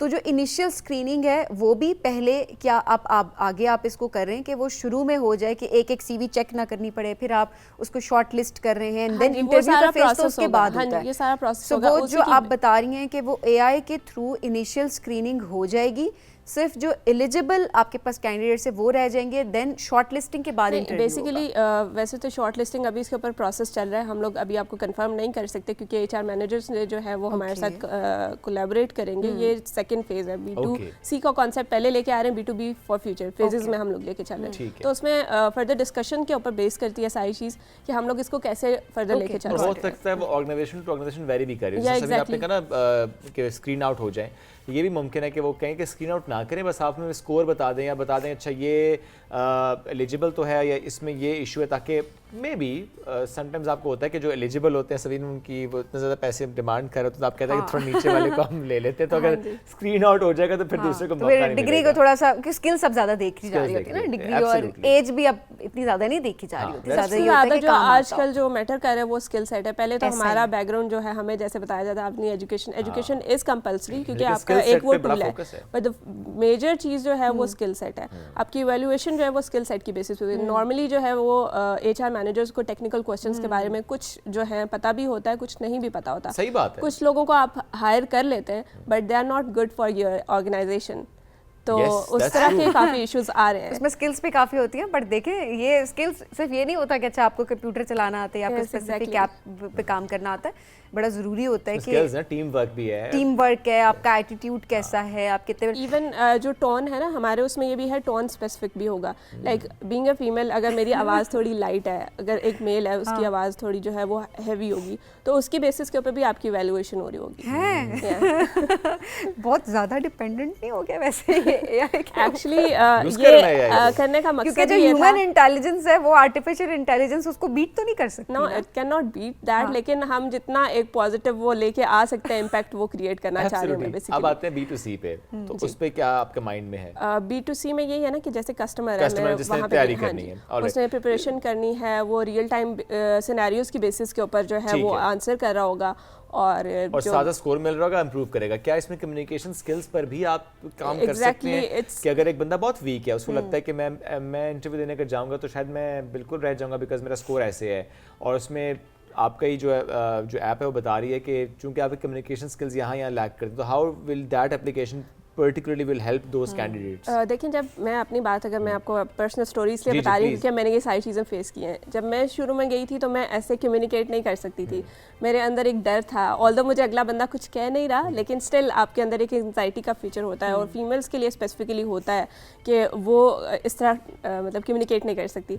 तो उसमें यह है कि मैंने ऑब्वियसली जब लोगों के साथ, डिफरेंट लोगों के साथ इंटरेक्ट किया, नेटवर्किंग के थ्रू मेरी कम्युनिकेशन स्किल इन्हेंस हुई हैं। तो वो जब AI चैट असिस्टेंट के थ्रू आपके साथ एक दफ़ा कम्युनिकेट करेंगे, आप दूसरी दफ़ा कम्युनिकेट करेंगे, तीसरी, और ऑब्वियसली आपके अंदर जो है वो इम्प्रूवमेंट आएगी। तो इट्स लाइक कम्युनिकेशन स्किल के ऊपर भी काम हो रहा है, आपकी स्किल बेस के ऊपर भी काम हो रहा है, आपकी कस्टमर्स की ओवरऑल वैल्यूएशन भी हो रही है, और आप साथ साथ इंडस्ट्रीज को भी हम लोग बूस्ट अच्छा, ये करेंगे। आपने जरा अपना तो बताया, आपके इर्द गिर्द भी आपके फ्रेंड्स या ऑब्वियसली अभी मैं अगर आपको बताऊं, मैं अभी नेस्टअप में हूँ। इनिशियली मैंने जब स्टार्ट ली थी अपनी journey as a UI/UX designer, एक और जो था एप्लीकेशन थी उन लोगों के अंडर में काम कर रही थी। Then I have a idea in my mind कि मैं लोगों के लिए काम कर रही हूँ, अपने लिए क्यों ना काम करूँ मैं, क्यों ना मैं फीमेल्स को आगे लेके चलूँ। तो मैंने जो चीज़ें फेस की हैं, 4 साल लगा के शायद मैं उधर पहुँचूँ। अब मेरे साथ जितनी भी फीमेल्स हैं मैं उनको बताती हूँ कि आप जो है इस तरह आगे निकल सकती हो ऐसे।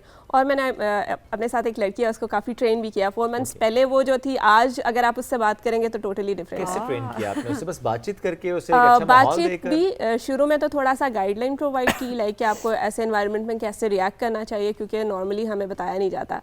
ठीक ये है, बल्कि बताएं ना हमारे नाज़रीन को भी कि कैसा एनवायरनमेंट होता है, कैसा रिएक्ट करना होता है। देखिए आपको हर जगह पे ना हाँ नहीं बोलना चाहिए, यस, क्योंकि कुछ ऐसी जगह होती है वहाँ पे बेशक आपको कॉम्प्रोमाइज़ करना पड़े अपनी जॉब पे या किसी भी बात पे। आपके जैसे नॉर्मली हमारे यहाँ पे एक सेट बना हुआ है कि आपने 9 to 5 जॉब करनी है, आप 6 के बाद भी हम आपको कोई काम दे सकते हैं तो आपको करना होगा। तो मेरी तो वो तो रखते ही ऐसा ही है नहीं ना। है मेरी एक employers मैम थी जो फर्स्ट मैंने जॉब की थी, उन्होंने मुझे कहा कि बेटा आपको ना 6 बजे के बाद भी हो सकता है कुछ क्लाइंट्स वगैरह होते हैं उनके साथ कम्युनिकेट करना हो।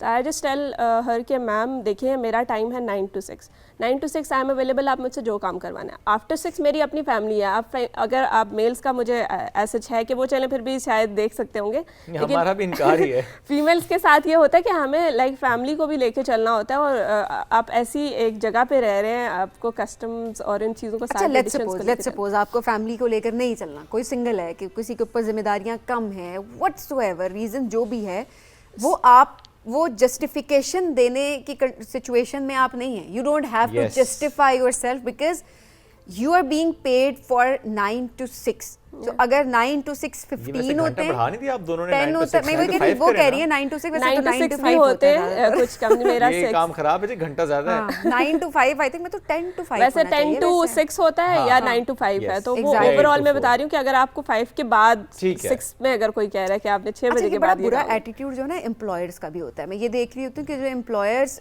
जो इंटरव्यूअर्स बैठे हुए होते हैं ना, लिटरली वो आपकी बॉडी लैंग्वेज देख रहे होते हैं, चाहे आप में जितनी मर्जी स्किल्स हों, और अगर कोई स्ट्रेट फॉरवर्ड बड़े तरीके से पोलाइटली आपको ये बात कह देते हैं कि नहीं, मैं इससे आगे काम नहीं करना चाहता या नहीं करना चाहती, मैं इतना ही ड्यूरेशन है जिसके लिए मुझे पे किया जा रहा है और उसके बाद आई हैव माई लाइफ, मैं उस पर जो मर्जी करूँ, तो वो वाकई उसको पर्सनल लेवल पे लेकर जाते हैं। मेरे अपने एक्सपीरियंसेस कुछ ऐसे हैं जहाँ पर वाकई पर्सनल लेवल पे लिया जाता है, एंड देन बहुत ढिठाई से ये चीज़ पूछी जा रही होती है कि सैटरडे संडे को भी काम मिल सकता है, सैटरडे संडे को भी आपको अवेलेबिलिटी आपने मेक श्योर करनी है, आपने हर वक्त कॉल उठानी है।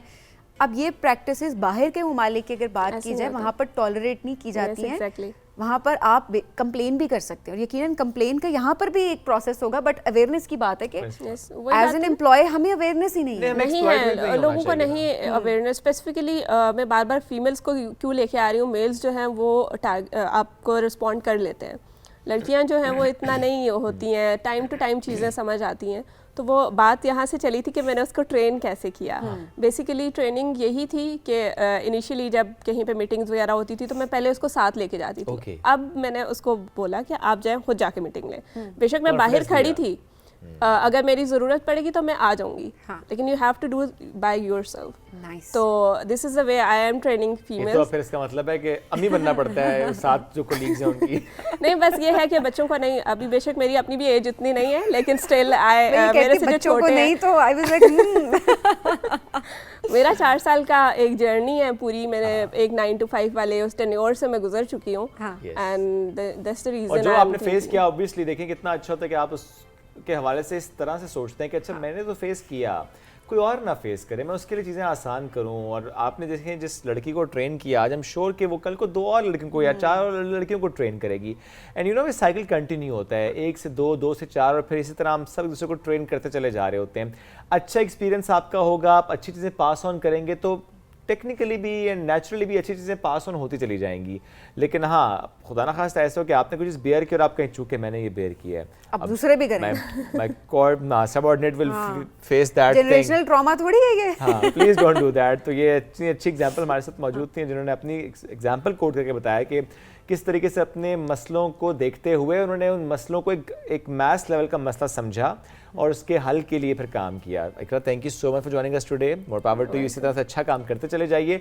ये तो एक डोमेन जिस पे वो काम करें, अदरवाइज ज़ाहिर है जिस तरह उन्होंने कहा सॉफ्टवेयर इंजीनियर हैं वो, जिस तरह से वो वेबसाइट जर्नी के अलावा जिस तरह से उनकी सर्विसेज हैं कि वेबसाइट के हवाले से, डिजिटल स्किल्स के हवाले से, तो she is doing amazing. Add on करूँ अगर मैं, तो मैं आपको जैसे बता चुकी हूँ, मैं एक बैकवर्ड एरिया से हूँ जो कि कश्मीर का है स्पेसिफिकली। वहाँ पे लड़कियाँ जो हैं वो, अब मैं उनकी तरफ भी जा रही हूँ बेसिकली, जा इस तरह रही हूँ कि उनको पता नहीं है कि दुनिया बहुत ब्रॉड है। पहले तो ये होता था, लड़कियों को बता देते थे कि आप घर बैठ के काम करें, वो इस तरह काम अभी भी किए जा सकते हैं। आपके पास अगर स्किल है तो आप ऑनलाइन काम कर सकते हो।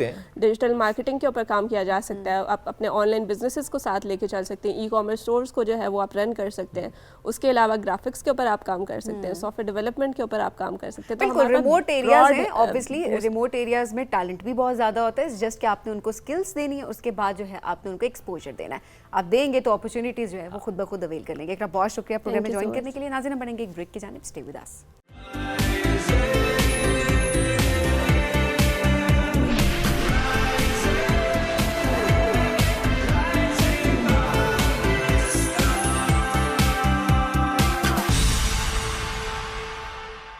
Welcome back to rising Pakistan में आपको कहेंगे खुश आमदीद। और अब ज़रा बात करते हैं फ़न की, आर्ट की बात करते हैं। जब हम कहते हैं कि हमें समझ नहीं आ रही होती कि हमारे अंदर क्या चल रहा है, हमारी थॉट्स अलाइन नहीं होती, तो उस टाइम पर आप किसी थेरेपिस्ट के पास भी अगर जाते हैं तो बाज़ औक़ात वो आपको एक्टिविटी देते हैं कि आप एक्सप्लेन नहीं कर पा रहे तो आप लिखिए, आप लिख नहीं पा रहे तो आप उसको ड्रॉ करें। तो एक एक्सप्रेशन का ज़रिया जो है वो आर्ट होता है। एंड देन एक्सपर्टीज़ तो अपनी जगह पे होती हैं, अगर आप एक्सपर्ट बन जाते हैं वो तो एक अलग बात होती है कि चलें आप उसके अंदर आपकी डिग्री आपने उसमें ली हुई है, या आप एक्सपर्ट आप एज अ प्रोफेशन उसको लेकर चलना चाहते हैं, या एज अ शौक आप उसको लेकर चलना चाह रहे होते हैं, तो वो फिर एक अलग ही बात होती है। तो आज भी 2 ज़बरदस्त आर्टिस्ट हमारे साथ मौजूद है जिनका जो काम है वो बड़ा अच्छा है, और ऑब्वियसली उसकी वजह से, उनके काम की वजह से उनका नाम भी है। सो रिसेंटली एक एग्जीबिशन भी हुआ PNCA में, वहाँ पर भी उनका आर्ट जो है वो डिस्प्ले किया गया। और जब मैं अपॉर्चुनिटी की बात कर रही होती हूँ ना कि एक प्लेटफॉर्म प्रोवाइड करना कितना इंपॉर्टेंट होता है, सो अपॉर्चुनिटी जो है वो उनको भी मिली और ऑब्वियसली आगे अपॉर्चुनिटीज़ और लोगों को भी मिल रही है। और आई मीन इन जैसे आर्टिस्ट की वजह से सभी तारीख को समझने में, अक़दार को समझने में, सकाफ़त को समझने में बहुत ज़्यादा सपोर्ट आपको मिल रही होती है। अब हर आर्टिस्ट का जो मिजाज है वो ज़रा अलग सा होता है, उसका मीडियम डिफरेंट हो सकता है, उसका सब्जेक्ट मुख्तलिफ हो सकता है, जिस तरीके से वो काम कर रहा होता है, और फिर आपका अपना इंटरेस्ट अगर उसे अलाइन हो तो आपको उसका काम वैसे ही नेचुरली बहुत पसंद आ रहा होता है। सो जिस एग्जीबिशन की आपने बात की उसमें तकरीबन 15 आर्टिस्ट थे, बड़ा अच्छा मामला रहा, अच्छी पजीराई भी उसको मिली। तो उनमें से 2 आर्टिस्ट आज हमें ज्वाइन कर चुकी हैं, उनका तारुफ भी कराता हूं। हमें ज्वाइन किया फ़ाइज़ा गोनल साहिब। अस्सलाम वालेकुम जी, कैसी हैं आप? वालेकुम सलाम, अल्हम्दुलिल्लाह I am fine. Great to have you. साथ मौजूद हैं तैयबा अजीज़। अस्सलाम वालेकुम जी, कैसी हैं आप? वालेकुम अस्सलाम जी, बहुत शुक्रिया। तैयबा, थोड़ा सा इस एग्जीबिशन से मुतालिक पहले बताएंगे, आइडिया कैसे कंसीव हुआ कि अच्छा इस तरह की एग्जीबिशन हो, फिर 15 आर्टिस्ट को मिलाना, फिर सबका काम क्या, सब्जेक्ट एक होता है, टॉपिक एक होता है, क्या होता है? जी एक्चुअली ये ऑफ ग्रिड नाम से एक रेजिडेंसी है जिसको गेती आरा रन कर रही हैं। उन्होंने बेसिकली ये आइडिया किया कि हम PNCA की जो लाइब्रेरी है उस पर थोड़ा बहुत आर्ट लगाएं। तो उसको रेनोवेट करने के लिए। तो उसमें ये हुआ कि हम सब सारे के सारे 15 आर्टिस्ट थे जिन्होंने मिलके बैठ के एक जगह अपना आइडिया शेयर किया और सारा कुछ किया। उसके बाद फिर हम लोगों ने वो पेंटिंग्स बनाई और 4 फरवरी को हम लोग की एग्जीबिशन हुई। अच्छा, फिर जो 15 आर्टिस्ट थे वो एक जगह आप लोगों ने ब्रेनस्टॉर्मिंग की, आइडियाज डिस्कस किए कि कौन क्या बनाएगा। प्लानिंग के बाद आप लोगों ने वहीं बैठकर उसी जगह पर जो है वो अपने आर्ट वर्क आपने क्रिएट किया। जी। ओके। कुछ लोगों ने अपने घर पे जाके, क्योंकि सब लोग वर्किंग थे, लेकिन स्पेस आपके पास तो स्पेस ही हमारे पास, क्योंकि पीएनसी ने अपनी स्पेस दे रखी थी।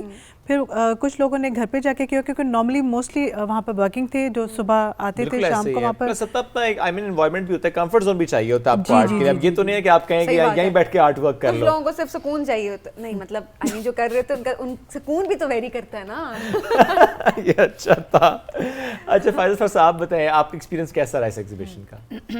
मेरा तो बहुत आउटस्टैंडिंग रहा है। और यही सेम के जब हम रेजिडेंसी करते हैं तो इसमें हम बहुत सी दूसरे आर्टिस्ट से बहुत कुछ सीखते हैं। और जब हम सीखते हैं, हम लर्निंग के प्रोसेस से गुजरते हैं, हमारा अपने अंदर बहुत चीज़ें फाइन हो जाती हैं। लर्निंग प्रोसेस बहुत इम्पॉर्टेंट है, ठीक है। आज जिस तरह से हमारा काम है, हम विजुअली हर चीज़ को एलैबोरेट करते हैं। हमारी लैंग्वेज वर्ड्स में नहीं है। yes. हमारी एक लैंग्वेज है, एक सेंसिटिव लैंग्वेज है जो आपकी फीलिंग्स को टच करती हैं। और जब आप उस विजुअल को फील करके आप फर्स्ट तो आप देखते हो, फिर उसको फील करते हो, तो वो कन्वे होती है, बात कन्वे हो जाती है। तो मेरे ख्याल से जब सब आर्टिस्ट, हम 15 आर्टिस्ट जो चूज़न आर्टिस्ट थे, सिलेक्टेड थे, हम बैठे, हमने एक थीम थी लाइब्रेरी, उस पे जब हमने बात की तो हमें खुद अपने आप को जानने के लिए बहुत मौका मिला। अच्छा, तो ये वैसे वाकई बड़ी बात होती है कि आप बहुत सारे काम हम कर रहे होते हैं ज़िंदगी में, लेकिन अपने आप को नहीं पहचान पा रहे होते। सो ये भी एक आर्ट, एक जरिया बन जाता है कि आप अपने आप को पहचान रहे होते हैं। ये सबसे पहले है, फर्स्ट नो योरसेल्फ और डिस्कवर योरसेल्फ। तो इसलिए आप खुद को जानना बहुत जरूरी। जब आप खुद ही अपने आप को नहीं मिल पा रहे तो आप दूसरे को क्या मिलेंगे? एब्सोल्युटली, कितना इंपॉर्टेंट बात है, खुद को नहीं मिल पा रहे किसी और को क्या मिलोगे। अच्छा तैयबा, ये जो चोजन आर्टिस्ट की बात करें तो क्या क्राइटेरिया क्या था कि अच्छा यही 15 आर्टिस्ट होंगे जो इस पर इकट्ठे मिलकर काम करेंगे? बस उन्होंने वैसे ही एक बोल दिया था कि कौन कौन लोग इसमें पार्टिसिपेट करना चाहते हैं, जो इंटरेस्टेड हैं। जी, ओपन कॉल थी।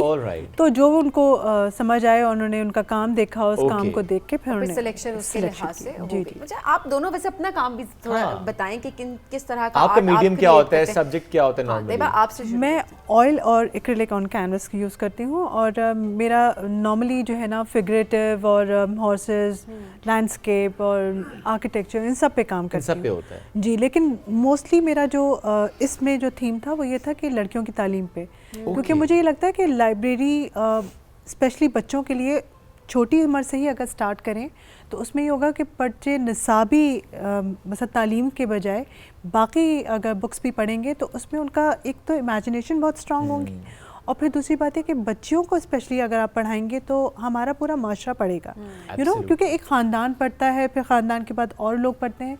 तो विजुअली आप जितना ज़्यादा लोगों को यू नो अट्रैक्ट करते हैं उतना, क्योंकि हमारी पेंटिंग के थ्रू हम जितना अच्छा मैसेज दे सकते हैं एब्सोल्युटली उतना ही देखना एक ऐसा मौजू जिस पे बात भी हो रही होती है, बट स्टिल उसको आर्ट के थ्रू आपने कन्वे करना चैलेंजिंग भी है, इतना आसान भी नहीं होता ना। ज़ाहिर है जो माहिर आर्टिस्ट है वही काम कर पा रहे होते हैं।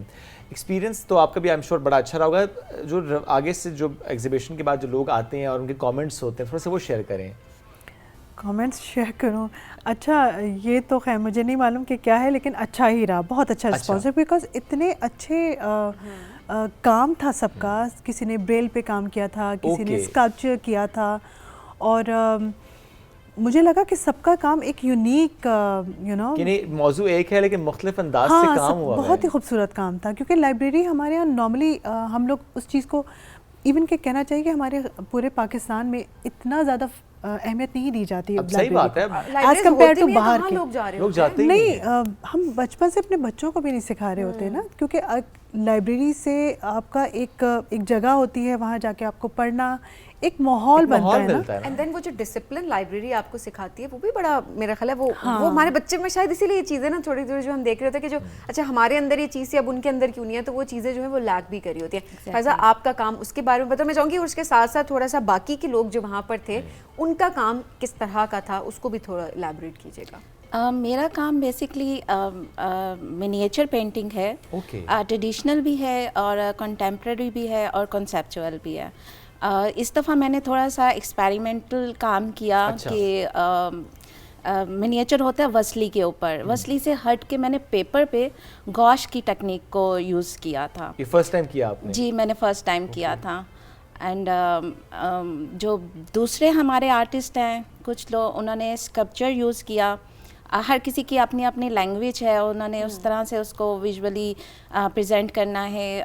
ज़्यादा वैसे कैनवस पे काम किया, कैलीग्राफी थी, कैलीग्राफी के थ्रू भी ये काम हुआ। और एक आर्टिस्ट थी, उन्होंने जो ब्लाइंड बच्चे हैं वो कैसे रीड करते हैं उन्होंने उस पे काम किया था। उस टॉपिक को लेके उन्होंने किया था। तो इसी तरह से अपने अपना अपना प्रेजेंट किया। आर्ट के थ्रू मैसेज कन्वे करना, डू यू थिंक ये बहुत बड़ा चैलेंज होता है एक आर्टिस्ट के लिए भी सेल्फ, क्योंकि समटाइम्स मौजू बहुत सेंसिटिव होते हैं और आपको उसी सेंसिटिव मौजू को बड़े सेंसिटिव अंदाज से ही लोगों तक कन्वे करना होता है? मेरे ख्याल से ये सबसे खूबसूरत लैंग्वेज है। समटाइम्स वर्ड्स भी आपको उस तरह से सपोर्ट नहीं कर पाते। आप कहते हैं कि अल्फाज खत्म हो गए, अल्फाज खत्म हो गए, बस इसका वहीं से जर्नी स्टार्ट होती है, जहाँ से अल्फाज खत्म हो जाते हैं। जब हमें कहा जाता है आप अपनी स्टेटमेंट लिखें, जब हम पेंट कर रहे होते हैं उस वक्त हमारे एहसासात इतने मुख्तलिफ होते हैं कि जब हमने उसको स्टेटमेंट में कन्वर्ट करना होता है तो हम समझते हैं कि वर्ड नहीं हमें मिल रहा कि हम किस तरह से बताएं। इसलिए हम बहुत ही कम वर्ड्स में वो बात को ख़त्म कर देते हैं। बट व्यूअर जब आता है उसको देखता है, वो स्टेटमेंट डायरेक्ट नहीं पढ़ता। वो पहले आपकी पेंटिंग को देखेगा, महसूस करेगा। और मैंने एक्सपीरियंस किया है इतनी एग्जीबिशंस में, जब व्यूअर देखता है उसको फील करता है और हर किसी की अपनी अपनी फीलिंग, अपनी निगाह है, अपनी फीलिंग है। वो ये कह रहे थे कि सब्जेक्ट तैयबा साहबा एक होता है लेकिन उसको लोग डिफरेंटली परसीव कर रहे होते हैं। सो काफ़ी मर्तबा तो आपकी अपनी भी लर्निंग होती होगी कि लोग जब आपको बताते होंगे, आपने एक सोच के साथ एक पेंटिंग बनाई एक सब्जेक्ट पे, एंड देन क्या लोग आपको एक और एंगल उसका दिखाते हैं, बिकॉज ये आपकी भी तो लर्निंग है कि जो चीज़ आपने नहीं सोची उसको लोगों ने बड़े बेहतरीन तरीके से बिल्कुल ऐसा ही होता है कि नॉर्मली हम लोगों को वो चीज़ हम लोगों को नज़र नहीं आ रही होती, जो दूसरा जो व्यूअर है वो ज़्यादा हमें एक डिफरेंट उसमें लेके चले जाता है, क्योंकि हर एक का अपना अपना स्टाइल है, अपना अपना अंदाज़ है, समझने का अंदाज़ है। क्योंकि पर्सपेक्टिव, जैसे आप वहाँ बैठी हैं, मैं यहाँ बैठी हूँ, आपकी नज़र से कुछ और नज़र आ रहा है, मेरी नज़र से कुछ और नज़र आ रहा है, तो ये बहुत मैटर करता है ये सब चीज़ें। और आर्टिस्ट की फ्रेटर्निटी खुश है, एग्जीबिशंस अच्छी हो रही हैं, इदारे हैं, काम हो रहा है, अच्छा काम हो रहा है, या कि आपको लगता है कि नहीं, there is lot more to do? What do you think? I think बहुत अच्छा काम हो रहा है, माशाल्लाह बेहतरीन काम हो रहा है। और मेरा ख्याल है कि आर्टिस्ट जितना माशाल्लाह कमा रहा है इस वक्त की बात कर रही हूँ, मुझे नहीं मालूम, लेकिन जिस तरह आर्टिस्ट को पजीराई मिल रही है और आर्टिस्ट कमा रहा है, पहले इतना ये कितनी अच्छी बात आपने की है कि चंद साल पहले या चले कुछ साल पहले की अगर हम बात करें कि वाकई राय थी कि आर्टिस्ट के लिए अर्निंग बड़ा एक चैलेंज था, लेकिन जिस तरह आपने कहा कि काम भी अच्छा हो रहा है, वर्ल्ड वाइड भी हमें नज़र आता है, पजीराई भी मिल रही है और वो अच्छा कमा भी रहा है, क्योंकि ज़ाहिर है जिसने इतनी एफर्ट्स पुट की हैं, उसमें इतनी लगन, इतनी जुस्तजू के साथ उसने वो काम किया, तो अगर उसको पे बैक नहीं मिलेगा तो ज़ाहिर है फिर आर्टिस्ट के लिए तो काम ख़राब हो जाता है।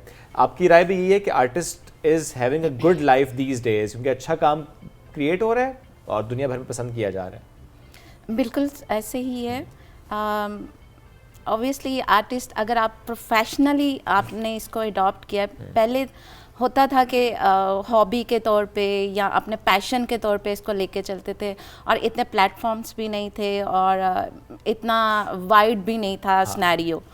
बट अब सिनेरियो वाकई ही बहुत डिफरेंट है। अब आर्टिस्ट इसको प्रोफेशनली भी डील करता है, और प्रोफेशन में आपको पता है आपको अर्निंग चाहिए होती है। नहीं, but being a professional artist passionate भी तो होना चाहिए। डेफिनेटली उसके बगैर तो नहीं कर सकते। दैट्स कम फर्स्ट, हाँ, वो पहले आता है, उसके बगैर कि तो शौक है, वो पैशन है, फिर प्रोफेशन है। या अच्छा मुझे लगता है कि ज़रूरी नहीं है कि आप कमाने के हिसाब से अगर काम बनाना शुरू करेंगे ना तो वो उसमें वो मज़ा नहीं आता। बहुत प्यारी बात। Exactly. अगर ये सोच के काम करेंगे मैं कमाऊंगा फिर तो काम फिर नहीं हो खराब है। सकता, Exactly. क्योंकि पहला तो आर्ट ये होना एक ऐसी चाहिए कि फील्ड आप है कि करें। आप जब तक अंदर से कोई चीज़ नहीं उसी बार निकलती है, जब अगर आपके जहन में कमाने का जहन आ जाए ना तो फिर आपका वो काम नहीं क्वालिटी बनता। आपकी कहीं वो ना क्वालिटी कहीं वो कॉम्प्रोमाइज हो कॉम्प्रोमाइज हो जाएगी। जाएगी। That's true.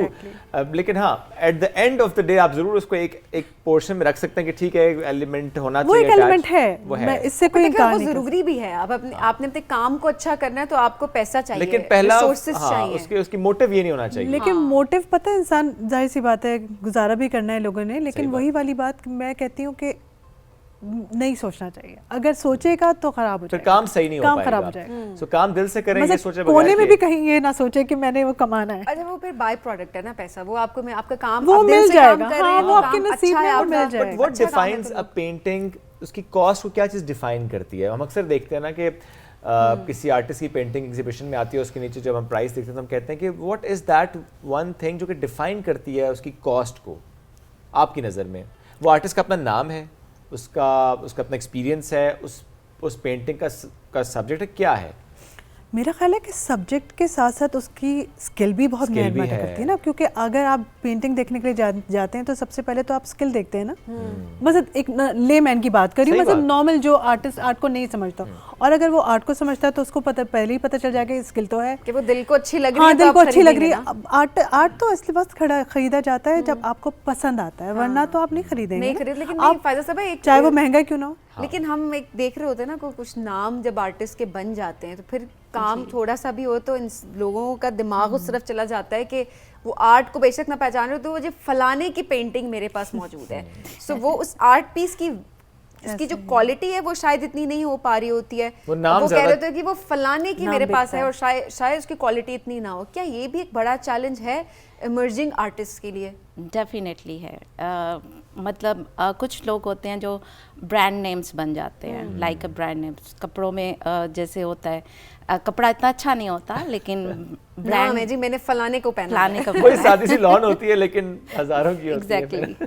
तो बट एट द एंड देखें स्टे कौन कर रहा है, डेफिनेटली वही स्टे कर रहा है जो अपने दिल से कर रहा है काम, जो अपने पैशन से कर रहा है। जैसे साद कैन है, अब तक क्यों जिंदा है? यस, अपने काम से। अपने काम से हैं, और वो जाते जाते अपनी सारी पेंटिंग, उन्होंने कभी अपनी लाइफ में अपनी पेंटिंग्स को सेल आउट नहीं किया, उन्होंने उसको नेशन को गिफ्ट करके कर दिया, दिया। और वो आज तक जिंदा है। और इसी तरह बहुत सही आर्टिस्ट हैं। If you want to live for ever तो फिर आपको दिल से काम करना दिल से काम करना पड़ता है। That's true.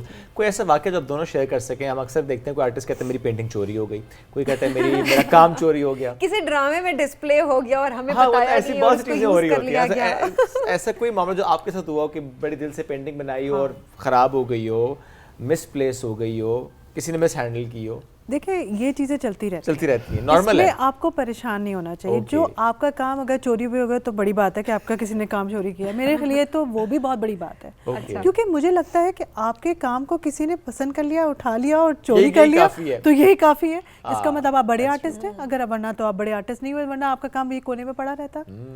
बस आप हर चीज़ को पॉजिटिव देखें ना, That's very नेगेटिव नहीं ना। तो मेन चीज़ ही नेगेटिविटी तो फिर आपको कहाँ से कहाँ ले जाए। तो मतलब आपके लिए बड़ी ऑनर की बात है। मेरे लिए तो आपके ऑनर की लिए- बात है। फायजा आपके लिए कोई, काम चोरी हो जाए तो चोरी ऑनर कर की ले। बात है या नहीं? क्या रिएक्शन होगा? मार्केट है ना, मार्केट में ब्लैक शिप्स भी होंगी, ठीक है।